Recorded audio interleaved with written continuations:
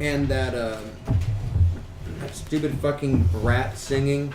It's like Oh yeah, the kid really didn't enjoy it as much. I expect to be able to listen to Disney songs outside of the context of the movie and enjoy them because they're good fucking songs. You've got t-shirts, hoodies, I don't often, but I expect to be able to, and that is a fucking classic. And there's no way I would ever listen to the Bill Murray version outside of the making. Yeah. And that says nothing about the auto-tune disaster that is Be Our Guest. And I've not heard any of those songs. I've not watched the movie. I've only heard that song. Yeah. I went to see that in theaters. I actually saw the 3D version of that. How'd that go?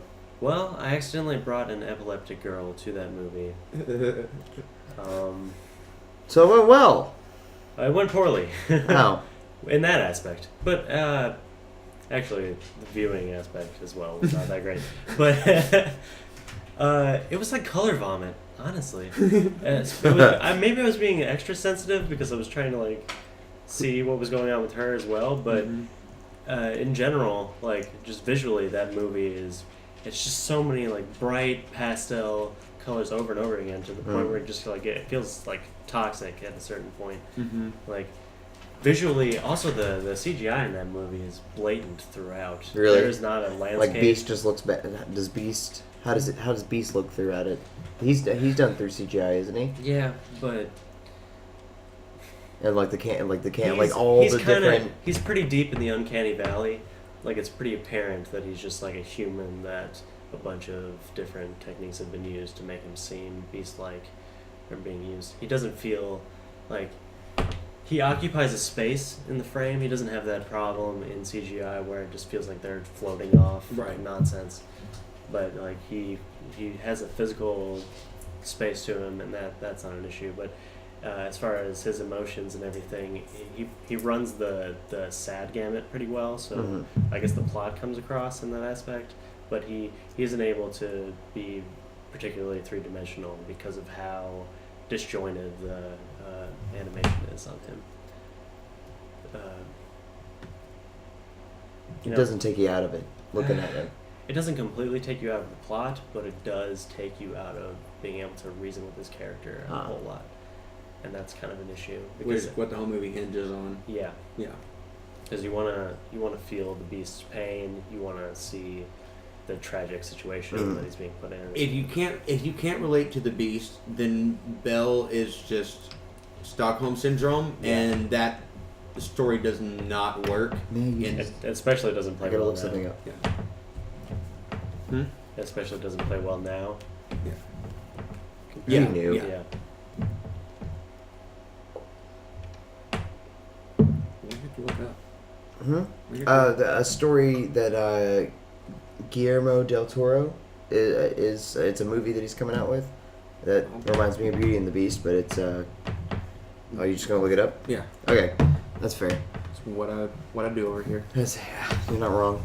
No, he's coming out with a very Beauty and the Beast kind of story. At least I watched the trailer a couple months, like at least a month ago, and it's instead of it being like an actual beast, it's like a fish person, and he looks a lot like you've seen Hellboy, right? Yeah. Abraham. Okay. In Hellboy, Yeah. the water guy, the creature from the Black Lagoon, looking kind of. Yeah. But.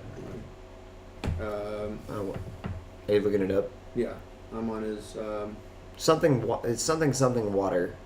The Shape of Water. Yeah, The Shape of Water. Word. It says 2017, so I guess it's soon. Yeah, no, it's a like.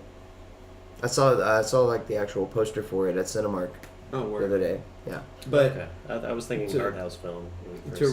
to wrap around, I'm definitely again just worried about it in general, because it's like there's no human, so it's just gonna be a CGI fucking fuck fest. The entire thing. But And a Timon and Pumbaa is another thing I'm super hesitant about. yeah, but they've sucked at reinterpreting the songs, and B, these songs are so much lighter in tone for the most part. Like I worry about Hakuna Matata.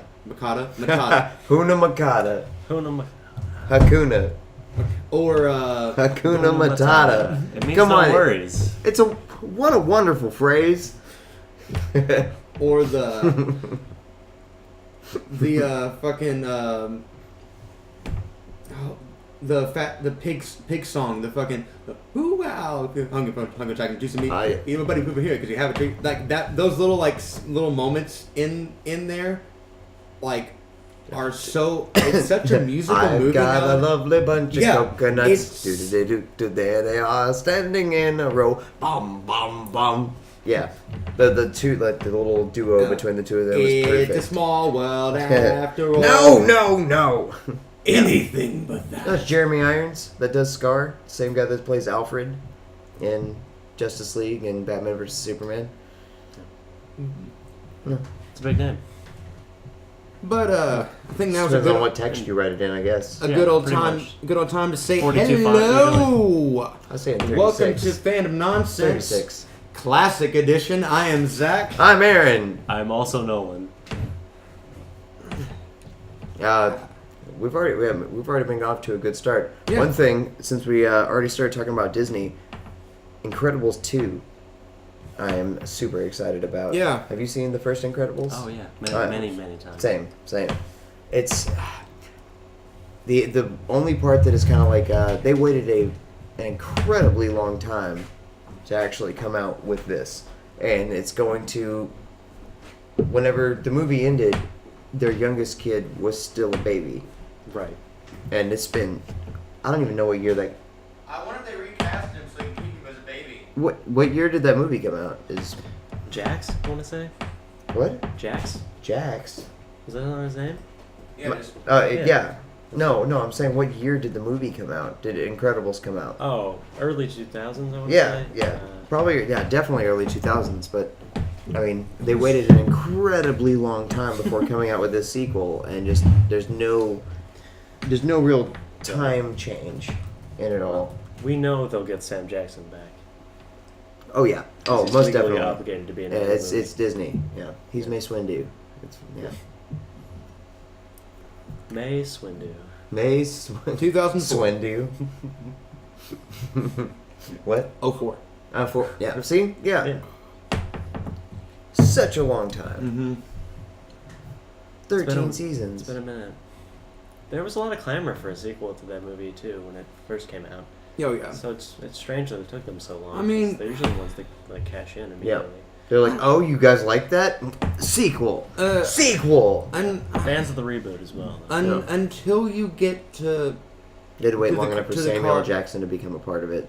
till you Like, get to he's the like, Cars "Alright, franchise, there aren't that many sequels in Pixar. Like Toy Story is really the only one in Monster University that came quite a bit later. I've never seen the one for Monsters Inc. The university yeah, one. me either. I just meant that they would like be ones to adhere to like fan Yeah. I mean, response. I don't know. Even with some of they've been around long enough not have a perfect record anymore. Like as I said, Cars 2 and 3. But I never saw the sequels, so yeah, Yeah. I could barely get through the first one. I did see Planes though I've not seen Planes. because I have a nephew. Not a Pixar movie. Just to clarify, because I want to say that Pixar usually like they make really really goddamn good films. They do. So I can see like wanting to hold off on like one of their biggest properties. Like Incredibles is a great fucking movie, so I would be hesitant about following that up because Toy Story 2 managed to take that and push it to the next level, and I would honestly say that it's probably a better movie than the first one. And the first one is just about perfect. And Toy Story 3 is a perfect close on that, and I have mixed feelings about 4, but we'll see how it plays out. But that was such a good wrap on that story. But point being that Wait, they're doing another one? mm-hmm. Yeah. Let me see when that comes out. But point being that I can see the hesitation on following up a movie like The Incredibles and trying to make it and having a good story. exactly. Yeah, that it would be complicated to follow that up. Mm-hmm. Well, I'm glad that they took their time. Yeah, absolutely. 2019 for Toy Story 4. Huh. Man, did you enjoy the third one? I did. It didn't. It's my least favorite out of the three. Yeah, absolutely. It's good. It's Return of the Jedi. Like, Yeah. it's a good little button on it. The fact that they actually had the cast in it. Mhm. Yeah, right. A good button. Oh yeah, Like- yeah, definitely. But I feel like it absolutely peaked in Toy Story 2. The ending's great of 3. Like I said, it hits you Yeah, emotionally right. on that letting Andy go. giving away his toys. Yeah. Yeah. Spoilers. Yeah. But I wonder what that's going to mean going forward. I'm guessing they're probably going to be at the preschool or wherever it was.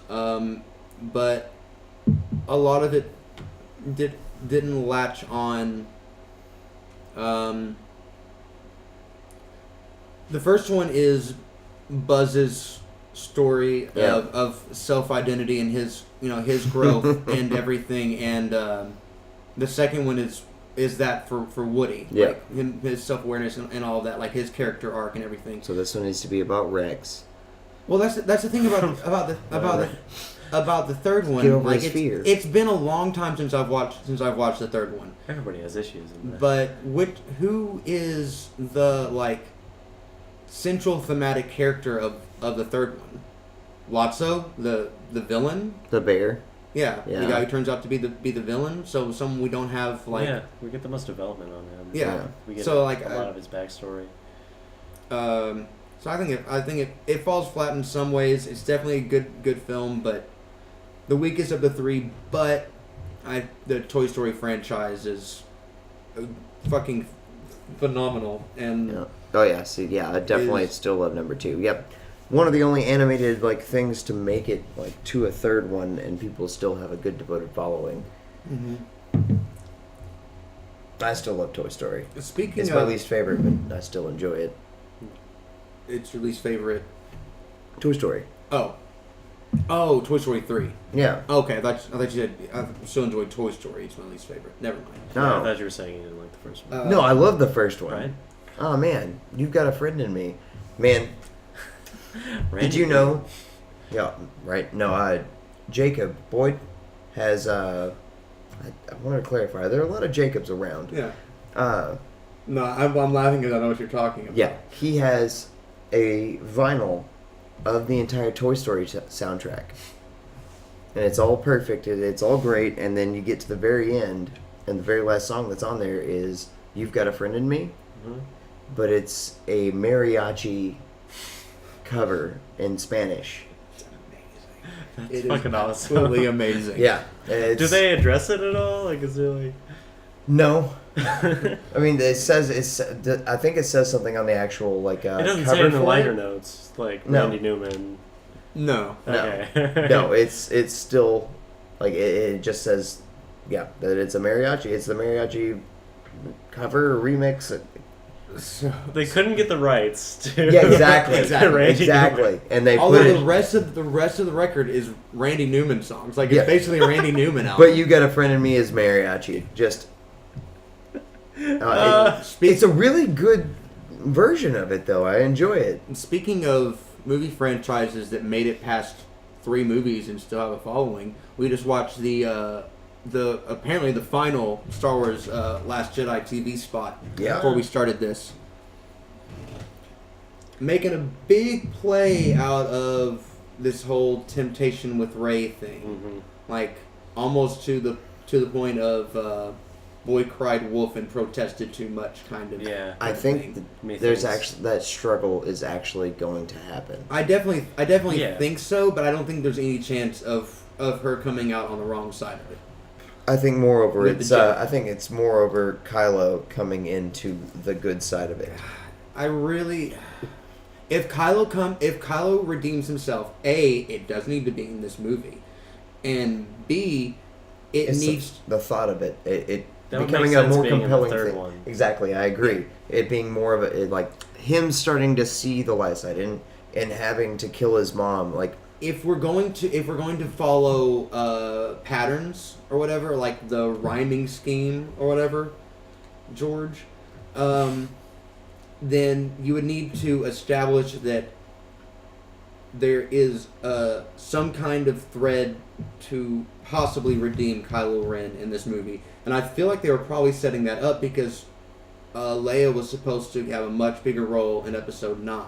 Yeah. So I feel like his connection to his mom could have been that linchpin, just like Luke finding out that Vader was his father is a catalyst in Episode 8 or Episode 5 that kind of sets off like, okay, he can be redeemed and all of that. But you have to, if they want to rhyme with Episode 5, which I feel like they do to a certain extent, then it needs to be kind of set up that there's humanity left in him in this movie, so they can expand on that in the last one. And if that was their intention with Leia's arc, then I wonder how they're going to pull that off. But if they do, then Kylo Ren should absolutely have to sacrifice himself. He's gone too far to have redemption and to just get off scot-free.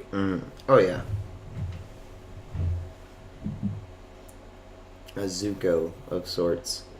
Mm-hmm. Yeah. From Avatar. Yeah. Yeah. There's a debt to be paid. Yeah. I don't know. Zuko was more redemption innocent than Kylo. Oh, well, yeah. I don't know about that. Who did Zuko really trample over? Multiple nations? I mean, Zuko himself didn't. He was a part of it.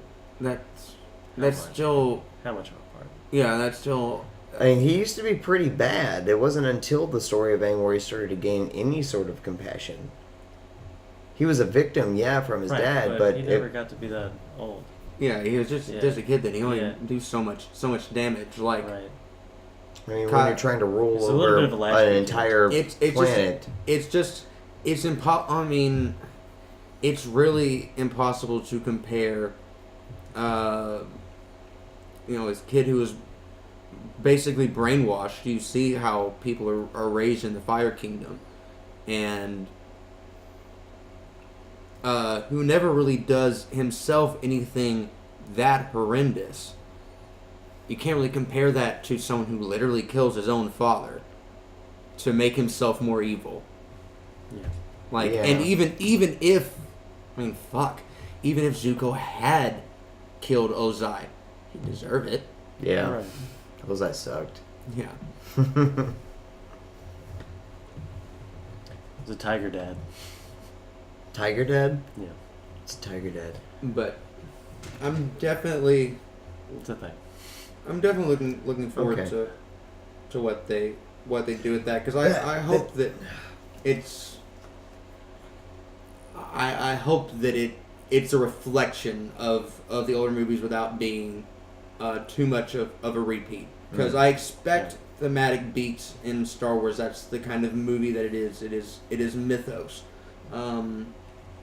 There's only so many stories you can tell with Hercules, but I definitely hope that it's something fresh, and I'm expecting to be really surprised. I feel like there's a lot of subversion going on in the trailers and everything. I think an opportunity to do that would be for Rey to find that there are obvious boons and detractions from the light and dark side, Mhm. and to find that the true virtue is balance between the two. The Grey Because- Jedi. Which, I kinda mean, deal. I feel the light, I feel the dark, I Yeah. feel something else calling to me. Grey Right. Jedi. Yeah, Yeah. like the balance or whatever. Yeah, Cygnus. About the trailer, two things that I super enjoyed, and they both coincide with each other really. I'm super excited to see Luke actually train somebody. Him going from being just the kid playing with I think it was a Y-wing in the first episode 4, to now being an old man contractually obligated to wear a beard, which would have never happened in the first trilogy. And second thing that coincides with it is in the trailer, whenever Rey is in the forefront, and right behind her, all you see is just like one shoulder, and I said Obi-Wan, that goddamn fucking goatee. Luke is just going like popping over her head, like popping over like behind her head and shoulder, just like this, and it just makes me think of Yoda on Dagobah. yeah, on Dagobah. How do you say it like that? Dagobah. Dagobah. No, like Yoda being on his back. Mm-hmm. Run, run, run, jump. I can be your backpack while you run. Run, run, run, run. Master. No, apparently, Hamill knocked it out of the park with this movie. I'm excited. What I keep hearing. I love Hamill. Mark Hamill is so awesome. He's Yeah. fucking great. Yeah. He's just a good guy. Yeah.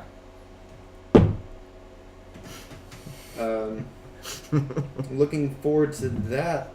Next month sometime we'll do a special review of that movie for the patrons. We just recorded one for Justice League a couple days ago. We did. About to come out soon. Coming out this Saturday. Yeah, that's right. We did set a date. This Saturday for $1 on Patreon. Have the link down in the description. Yeah. Some of us had huge boners for that movie. Some of us didn't. I had a huge boner for that movie. I am just, man, I've been A huge boner. I've been 100% DC boner since I was a child. And I'm DC over Marvel. Wait, hang on. You've had a boner since you were a child? Like the Washington Monument. So like white and pointy at the end? Yes. It honestly makes it hard to talk about it Tall and hard. with Moreover. because I got to twist your arm to get you to have any kind of objectivity. That's not true. I whatsoever. mean, it just takes me a little bit longer. Like I said, I have to twist your arm to get you to have any kind of objectivity whatsoever. Right. But It's because I see a lot of the animated movies, or the animated the animated TV show. Moreover, in this latest movie, which we're not going to talk about.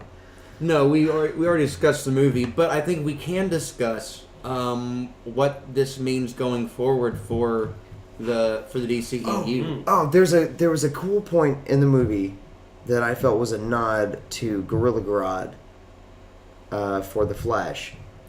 He says the languages that he can speak. I can't remember what the situation was, but he says it. He says, I only really speak English, and I can do sign language in Gorilla. Yeah.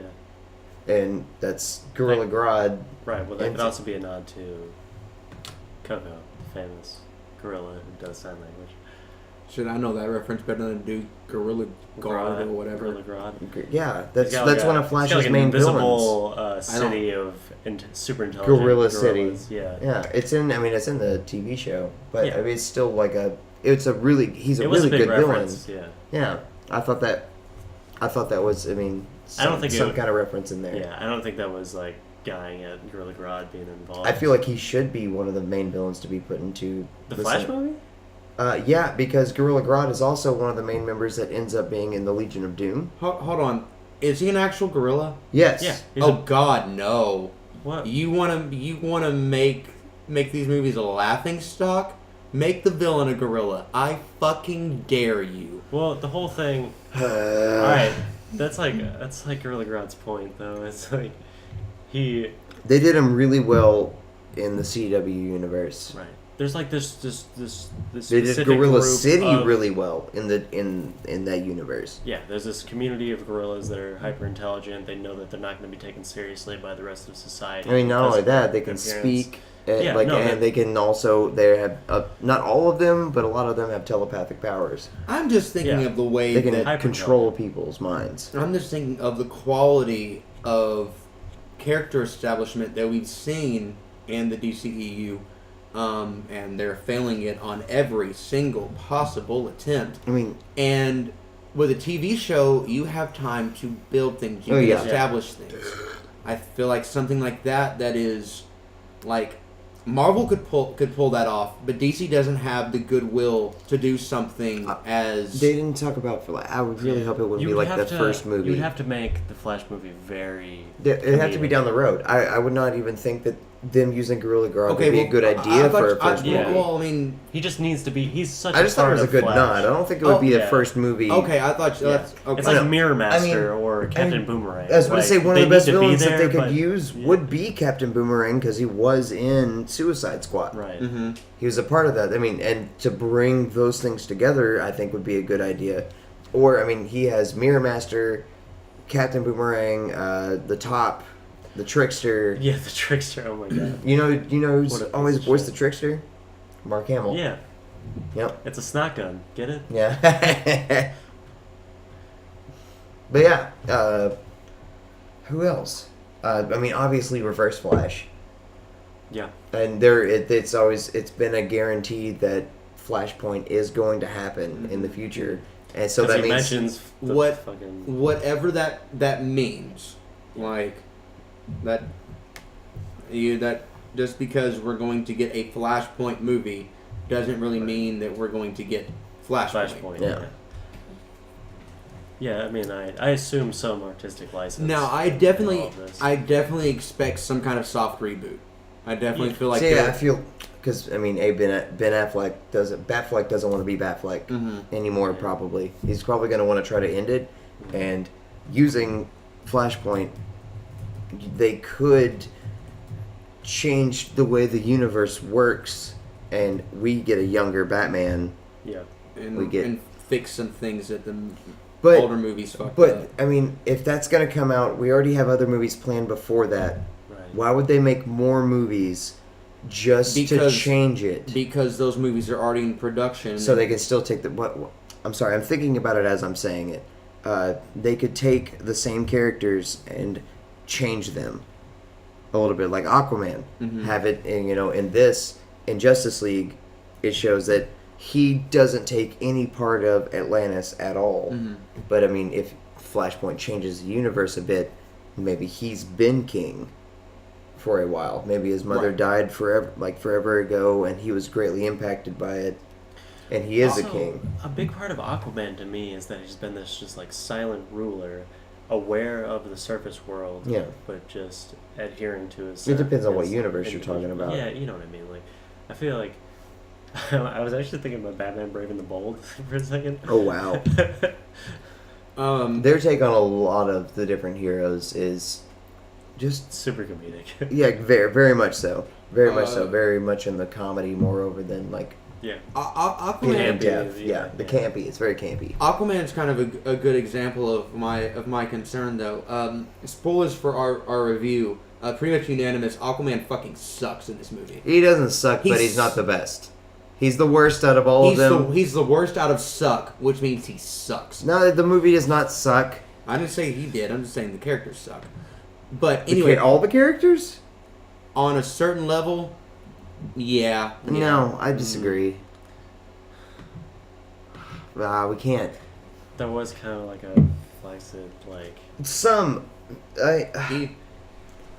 Even Wonder Woman. There was such There's good- on such Godot's deflated charm. feeling in these DC movies that are coming out recently. That's just like the moral standpoint of it now. Like Marvel's already made their universe, I know, so they I just know. give DC no chance to try to do the same not thing. so No, much that's that, that it's is the way- hold on. That is fucking bullshit. I know. They could make Better they have movies. the biggest fucking characters. They could make. I mean, Man of It's so hard. We if talked they- about if- this. Yeah, if they had instead of Batman versus this is the biggest mistake. Instead of Batman versus Superman, if they had a Batman movie, a Wonder Woman movie, and a Superman movie, the Trinity, and establish those who they're supposed to be, and going into this, And then make something on that level. Mhm. Introduce these new characters. right? Yeah. Because it's like, yes, I'm disappointed the more I think about it, like how little we got with Cyborg and Flash and Aquaman as far as like character development, and everything. Like they're a little bit better than Wonder Woman. I feel like still having them in that, like, it would be Superman, I would say Wonder Woman, and then Batman, Mhm. and then I would still enjoy them making a Justice League movie after. You could have changed some things, but make this movie. But if you have those three established and who they're supposed to be, not Yeah. they're all leading up to this movie where they fully establish their characters. then you have the room to develop the lesser characters. Even on just the with team. 3 of them, instead of Mhm. having to do. I mean, that's just the same way. I mean, the But- Marvel Cinematic Universe worked. Most of them were introduced, and then they And- gave a few more. And they had like D-list fucking characters at that point. No one gave a shit about Iron Man when they made that movie, you know. But they Yeah. did it well enough to like. I mean, yes, obviously people cared, but he was not like he's not He's not. He's He's whatever not somebody- Spider-Man or Wolverine. Like Right. those are the Batman and Superman of the Marvel universe. Those are the ones everybody knows those characters. I feel like- and they didn't have those characters, and they still managed to. Wonder Woman has been the Iron Man, like Mhm. movie wise of the universe, like I of somebody. Whenever they're going to establish a character that is Wonder Woman, it will always be Gal Gadot. Yeah. Gal Gadot at this point. Yeah, no, fucking great. And again, I really like Cavill as Superman. I can tell in his eyes that he just wants. He loves it. He wants loves to it. be just. There is. the Boy Scout Superman so He did bad. He did an interview recently. Whenever I was reading a whole bunch about Man of Steel 2, and the guy who directed The Kingsman, I can't remember his name. Kingsman. Yeah, I know what you're talking about. Yeah, he's going. There've been a lot of talks about him taking the helm of Man of Steel 2. I feel like He has really good over the top, the like cinematography yeah, would work yeah, well. very very well, and The scope of all that, he- the intensity of the scenes. they had talked to Henry Cavill about it, and one thing that he was saying was like, with this next film, they're going to be able to go like they're actually going to get to portray Superman in the way that Superman should be, like how like that Didn't more they say- lighthearted and Didn't they say that about Justice League too, though? And it definitely better. it's the beginning. Like it's Yeah. they're pulling them. They're making up for a mistake. yeah. Just like that's what's happening. That's just like Batfleck said at the end of the movie. Spoiler again. God damn it. But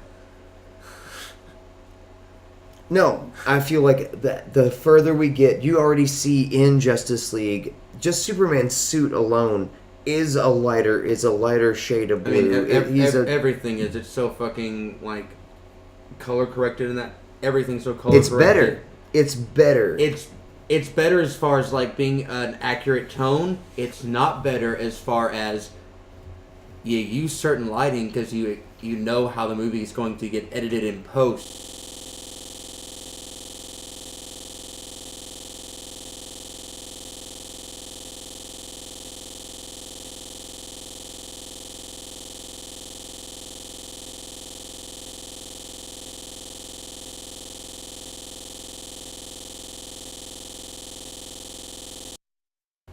But yeah, welcome back, or maybe we didn't go anywhere. Who knows? So there's a Harley Quinn animated series coming up on the DC's streaming service they've got coming out. It's I think it's the only thing they've announced so far besides Titans and the Young Justice reboot revival. But let's see what we can. I wonder, like, where that's gonna start in her story. The series will be written and executive produced by Halpern Schumacher. And Oh, well, I mean it's a cartoon though. yeah. That it works there. We'll focus on Harley after she finally ends her love/partner and ends things with her love/partner in crime, the Joker, as she attempts to become the criminal queen-pin of Gotham City. So, what's what I'm looking for? A villain's journey, Yeah. kind of story. Those are always fun. So, I don't know. I don't know. I I'm curious to see if they're able to step away from this weird fan interpretation from the last. feel like, have you seen Batman and Harley Quinn? No. They can. I think they will. Oh yeah. Okay. That's still very much your classic, like Harley Quinn. Every cartoon interpretation I've seen has maintained her they haven't done Okay.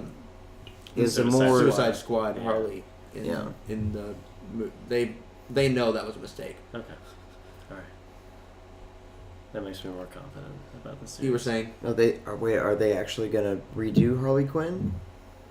Is that what you're saying? You said that like they knew that how they did Harley Quinn and Suicide Squad was a mistake. I just mean that they're not going to take that adaptation. It's not going to be like, where you can see we watched X-Men Evolution a little bit a couple weeks ago, and you can see like the influence of trying to make it look like the movies because they were successful. Yeah. You're not going to get that with the Joker or Harley Quinn from Suicide Squad. You're not going to see like bling on the Joker like that in a cartoon movie. You know what I mean? Like they know that was at least enough. It was a misstep enough to not continue down that path and like shine a light on it basically. Well, we've got the two big discussions left to have.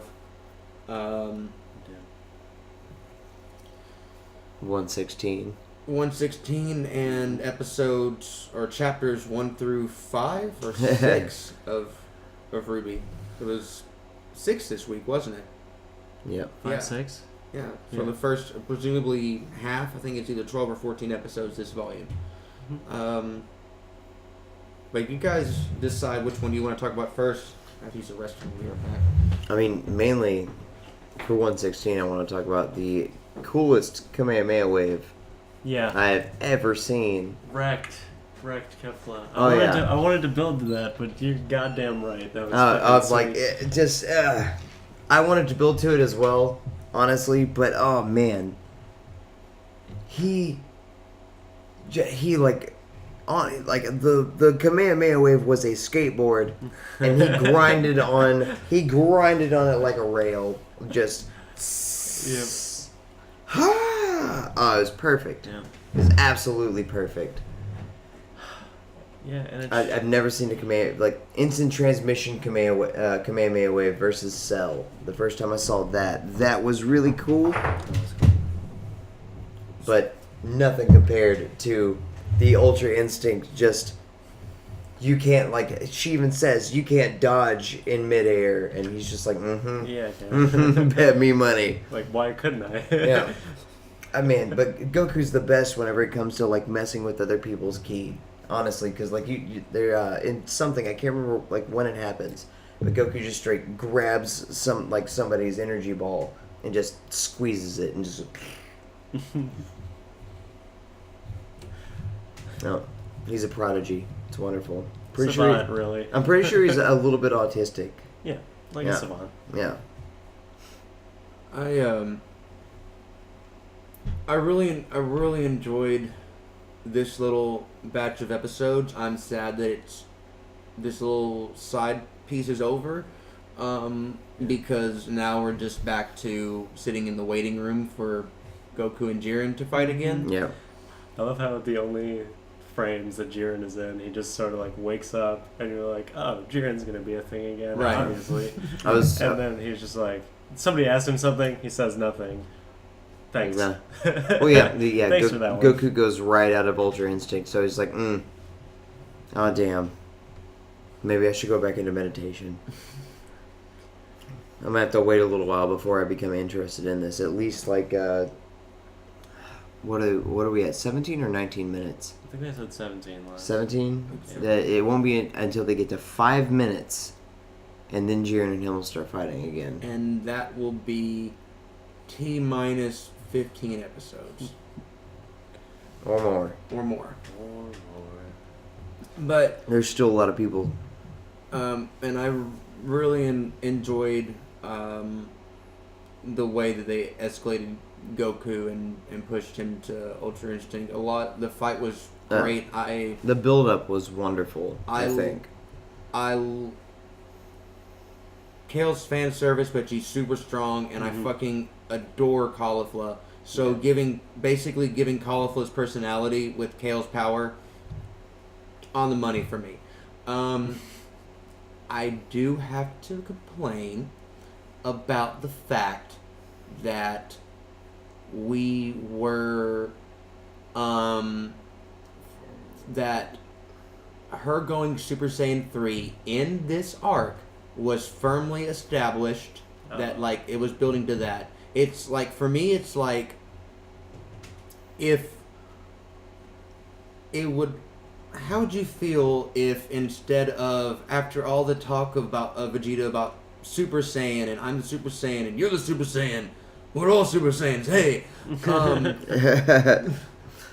if Goku had gone Ozaru and beaten Frieza, or if the Spirit Bomb had beaten Frieza, and Super Saiyan had showed up against Cell or something way down the line, like, it's established now as relevant in this arc, in this moment, and then you don't pay it off.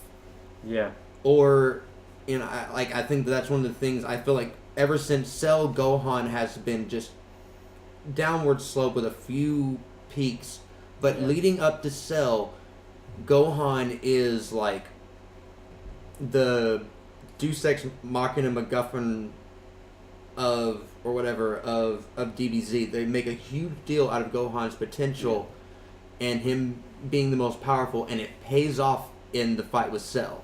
Like, and as cool as Super Saiyan Berserk is, and as cool as the fusion was in the fight, and as much as I don't even like Super Saiyan 3, like, I don't like the design or the idea of it and the philosophy behind it, but it was established, and they didn't do it with the character, and I'm disappointed that. I'm sure that they will in the future, but the fact that they didn't in this arc, whenever it was like kind of just put out there, like, that's one of those kind of signs of weak narrative that I feel like is kind of indicative of Dragon Ball. Those kinds of things.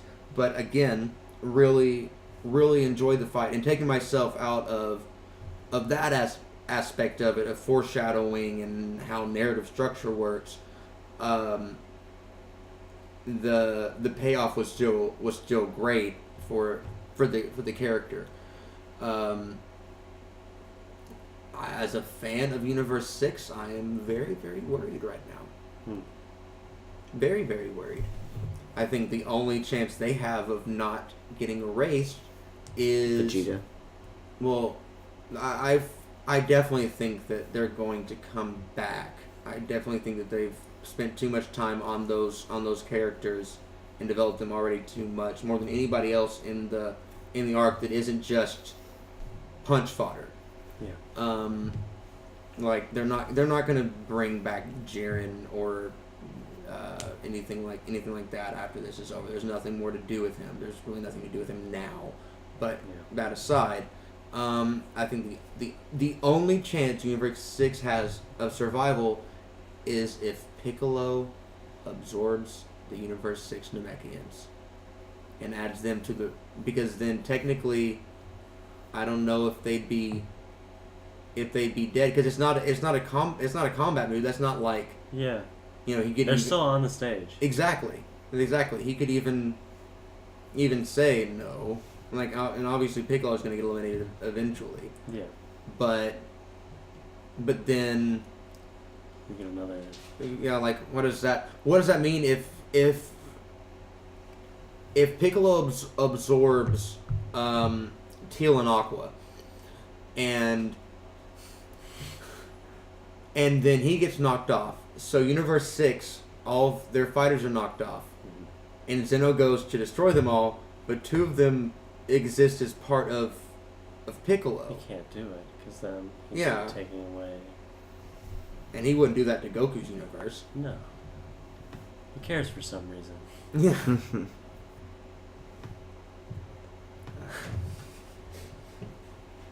Zeno sees in Goku the only more aloof being he's ever come across than himself.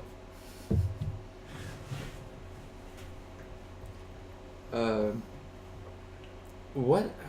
I mean, really, not much else happened. It's kind of, I don't know, it's hard to remember episode because we went and watched Justice League between that episode and shooting this podcast, so it's kind of hard to remember the fine details of Super. I probably should have rewatched it going into this.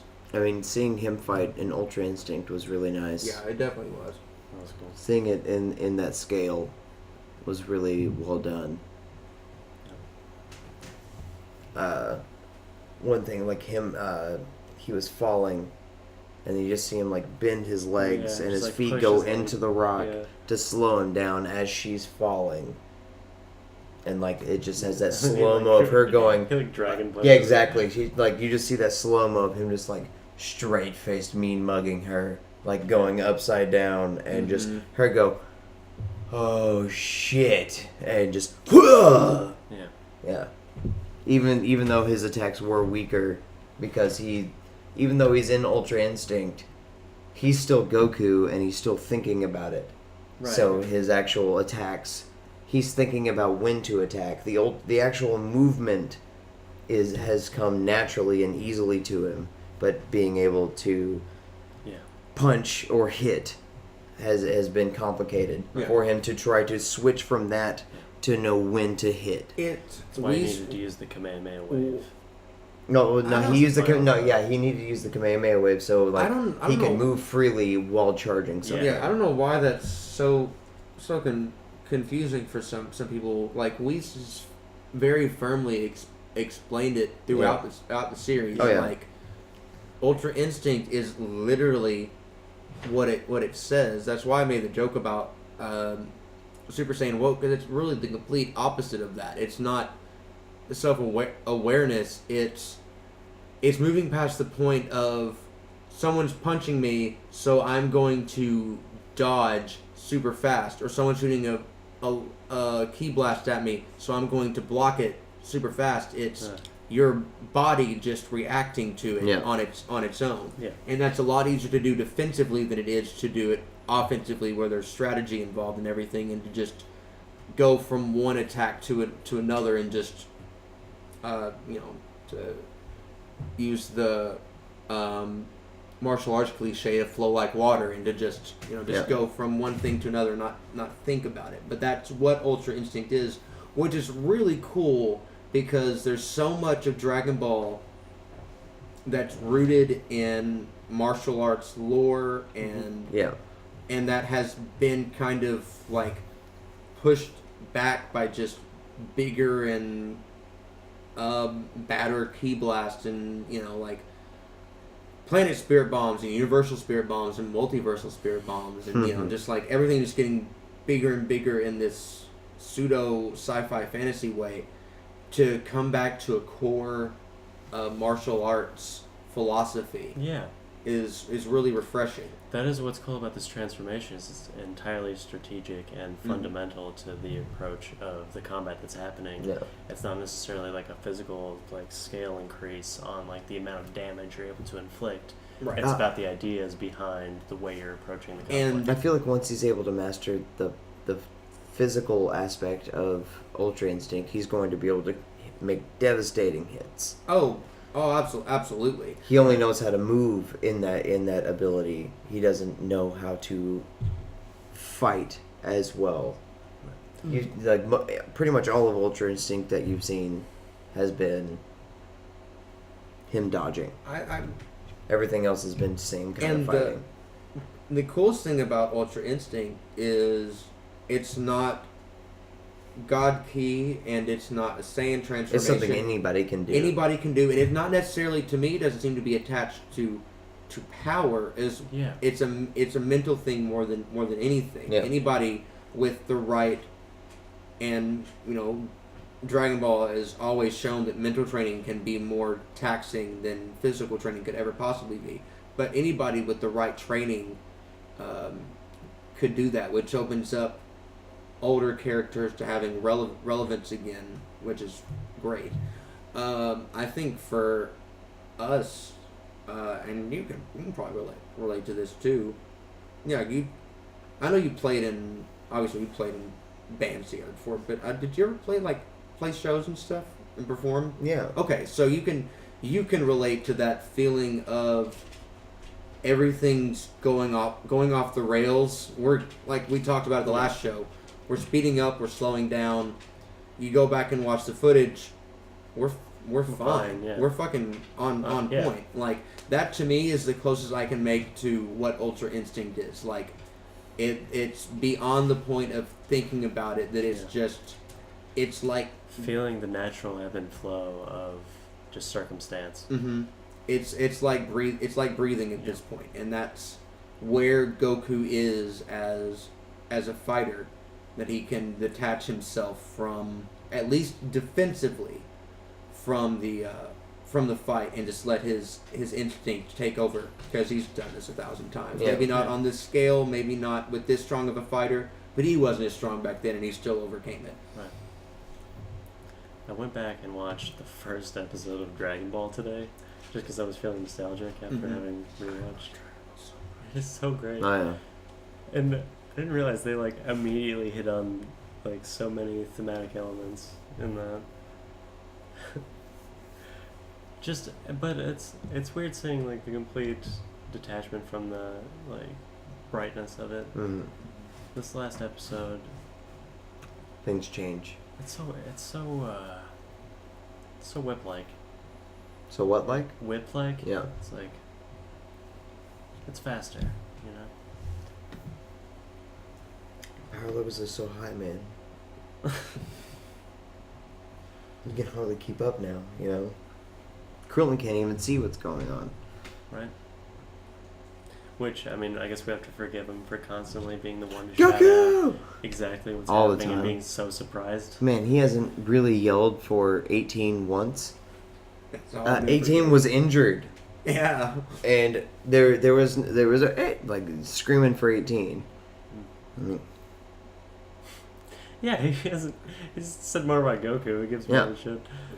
Speaking of things that Krillin hasn't seen, so we're 6 weeks into Volume 5 of RWBY. Hmm.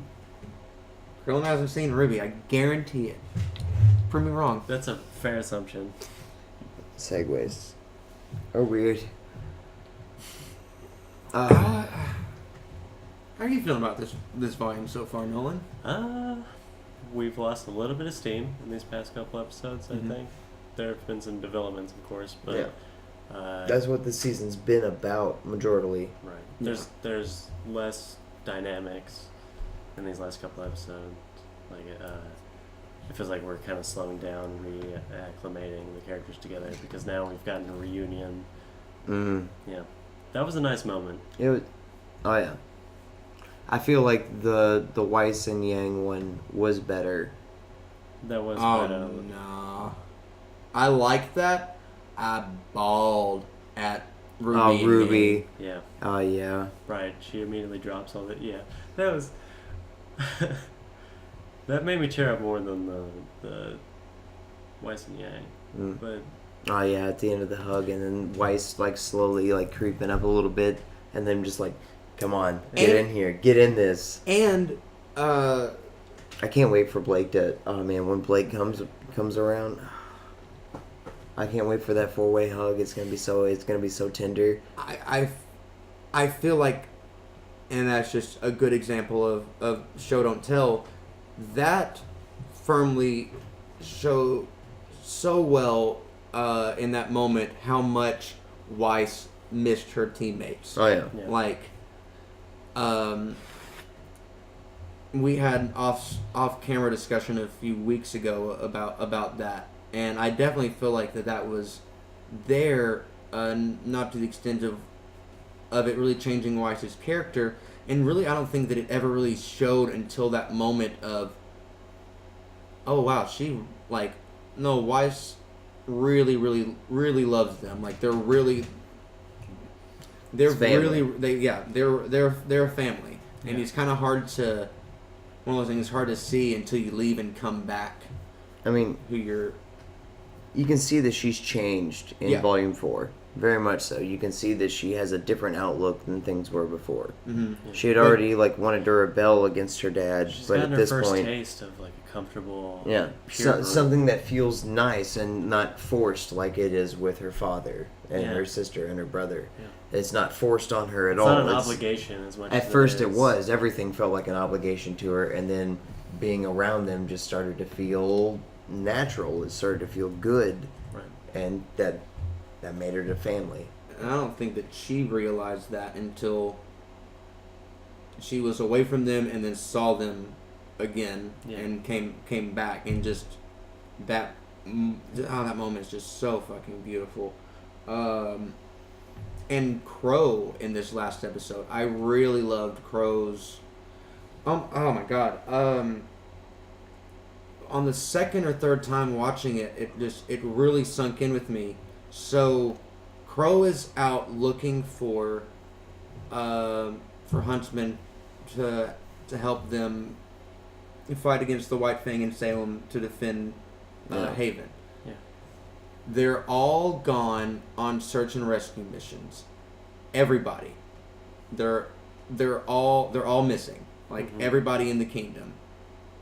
And I got ahead of myself. First time you see him, he's asking a bartender or something about him, and he's like, you see him, you tell him he owes me money. Yeah. Goes through, tries to find people, finds no one, goes back.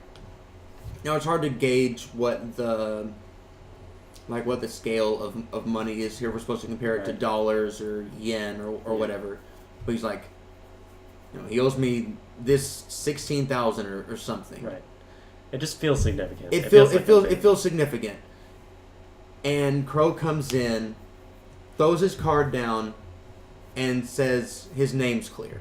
Yeah. Like, just to clear the name of a fellow huntsman, like, keep his name out of your mouth. Like, he hasn't done you wrong anymore. His debt's settled. Like, that was such a good moment of just establishing just how good of a character Crow is, and fucking now I'm worried about him. Yeah. Yep. Oh yeah. Caring too much. Don't want to get hurt again. Don't want to get pierced. I don't think that they're going to risk his life this season. I don't either. I feel like that maybe next season. I feel like so, because that's going to probably be if we're going to get 12, which I think is either 10 or 12 that are planned and written as far as like the basic like structure of the story goes. And we had Beacon. If this ends up being centered on Haven and the next one on the other two kingdoms, whichever direction they go the story in, I imagine this arc will wrap up next season. So I definitely see some kind of big death next season, and possibly this one too. And I definitely feel like that it's definitely hit a low point as far as the speed and pace of it, but I like that because it slows down and lets you kind of like have a moment with the characters for a little bit. And if past seasons of RWBY are anything to go off of, then that means we're about to hit the ramp. We're about to shoot up and have some kind of big mid-season moment. Yeah, the shit is fan adjacent. Mm-hmm. It's season 5 to season 6. I feel like they're gonna. That's like Red versus Blue, the big change. No. No, the big change happened in season 4. Season 4 is a completely different tone. Even taking away the fact that it's done in Maya and it just everything like is a different palette and everything. Yeah. Even if it was done the same way, it looks and feels so much different to volume 1 through 3. The funny thing is, to me, volume. I don't see that. How do you not? Like, it's so like. Beacon is so summer, and volume 4 and 5 have been so fall. Like, it's I'm sorry. No. I agree with you. I absolutely agree with you. I was not thinking about RWBY just then. I was thinking about Red versus Blue, seasons 1 through 5. Oh no. Yeah. That's what I was like. No. Oh, obviously, yeah. No. No, we're in agreement. Yeah. By far. Mid.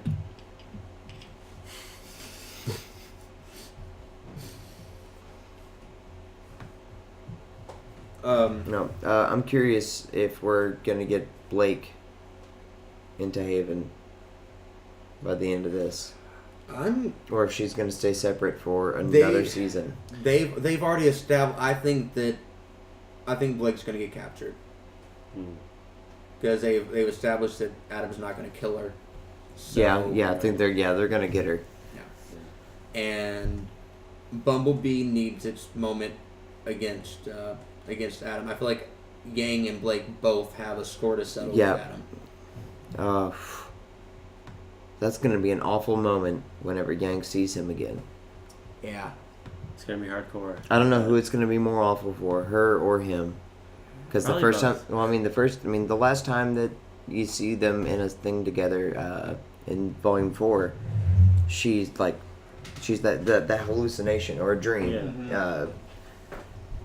Like he messed her up. She still has shaky hand. Right. All through, like you've seen it a few times Yeah. in season 5. She's got shaky hand pretty hard. Right. Yeah.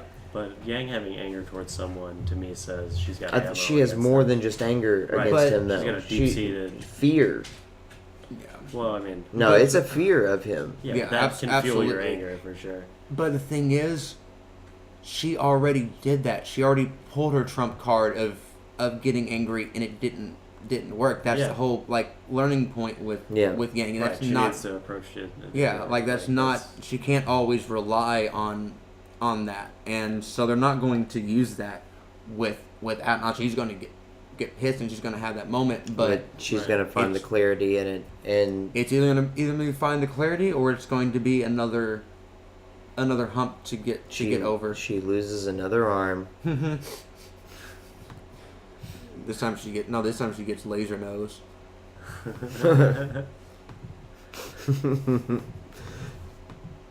No, I don't. I feel like she's gonna overcome it, most definitely. Yeah. Yeah. But will that be this season? Right. That's hard, I feel like that's that hard. might go to the next one. That's hard. I feel like that's something that should have a big enough build up. I feel like honestly, I feel like we might get a good payoff for Blake this season, even if that ends up in her leading the charge of the reformed White Fang or whatever against Adam's branch, and ends up getting captured in the same way that we got much needed stabilization and growth, and just an image, an idea of really who Ren is in the last volume. Oh yeah. I feel like we're gonna get another one of those small, huge character moment ends to this volume. That seems like that's a overall thing that happens each season. Like, which the first one was Blake and Weiss were the center of that one. Second season was really Team RWBY overall. Oh yeah. Still probably my favorite season. Yeah, and third is absolutely. And third is everybody because it's a finale season, so it's bigger in scope. I feel like Pyrrha. Absolutely. It takes full hold in that season. Most of it. She's like a huge plot point. Once you hit close like a bit before the middle part of the season, like halfway to the end, right. hits her. She's not a driving force in the plot though. She's like reacting to her position in it. What? Yeah, not in the plot, not like the exposition that happens. She's just like kind of there to have to deal with what's happening. Right. It's about how she has to deal with it. She is the main spot especially towards the end of it. In one aspect, but not on the level of Well, RWBY is the main spot. Like, Yeah. because- Oh, And- it's RWBY. Well, not on the level of these are 4 main characters. They have to get from here to here, and this scary thing is blocking their way. And Ren's dealt with it before. He has past trauma with it. It killed his fucking parents and his entire village, and he inevitably has to be the one to defeat it and save them, so they can move past that and carry on. Pyrrha does not, and really no one else ever has that much of a like direct impact. Oh yeah. So something like to their history. Yeah, and kind of like thing, your actions affect our ability to continue the main line of the story. Like if Pyrrha had said no, they would have found another guardian. Right. You know, like Or would have taken She a chance may on have her lived. dying. right. But and that is why Superman would definitely be Batman in any fight whatsoever. Yeah, but they're not. Get Team RWBY, all of them together versus Superman. Versus Superman? Superman's got it in the bag. Yeah, exactly. The body bag because he's dead. Thank you guys for tuning in once again to another episode of Fandom Nonsense. I'm Zach, I'm Aaron. And I'm also Nolan. and we will see you guys next week. Be sure to like and subscribe.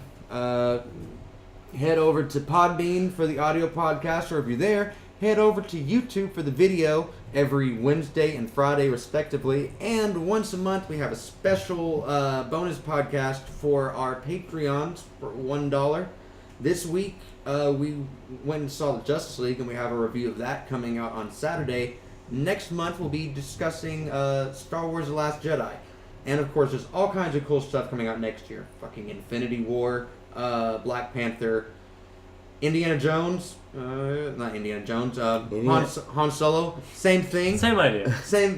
exact same thing. If they do a prequel of Indiana Jones, like a young Indiana Jones, and they Indiana just use the same guy that Indiana they used for Han Jones is warped Solo, through space and becomes Han Solo. Okay. They've canonically been the same character. Okay, it's here's- like a Timmy Turner, Jimmy Neutron kind of thing. Let's be clear. If they don't do that, then that is the definition of a missed opportunity. But we'll get there when we get there. And every week we have sometime in the week special post show coming out on the Patreon.